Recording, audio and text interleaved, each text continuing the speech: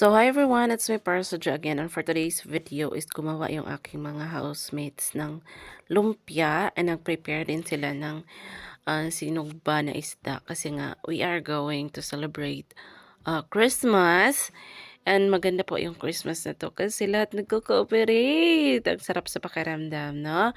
So again, hindi pa tapos yung aming preparation. This is the half table pa muna kasi during this time, hindi pa tapos yung kanilang mga ginagawa. And while waiting, yung aking asawa is nag-prepare sa kanyang gift na ibibigay sa, kasi nga may bunot-bunot man kami, no?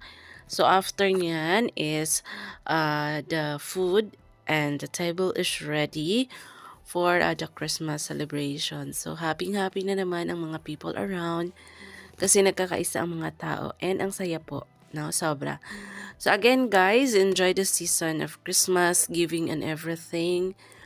This is during Christmas and hoping na marami pang celebration and good health sa ating mga kasamahan dito sa bahay, no? So again, enjoy and thank you so much everyone and God bless.